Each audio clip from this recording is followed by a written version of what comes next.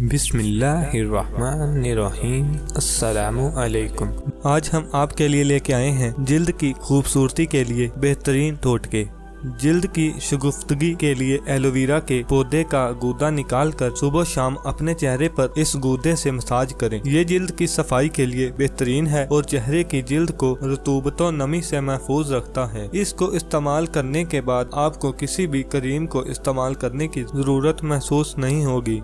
एक ब्लेंडर में 3 से 5 बादाम, आधा खीरा काट कर, सूखा दूध 1 खाने का चम्मच, एलोवेरा का गूदा 2 खाने के चम्मच और 2 खाने के चम्मच मुल्तानी मिट्टी मिलाकर ब्लेंड करें और इसमें फिर मलाई या दूध थोड़ा सा मिला दें। फिर इस मिक्सचर को अपने चेहरे पर लगाएं। तकरीबन आधा घंटा लगा रहने दें। फिर ठंडे पानी से धो लें। खुश्क करके अर्के गुलाब चेहरे पर लगा लें। जिल्द बहुत शगुफ्ता हो जाएगी।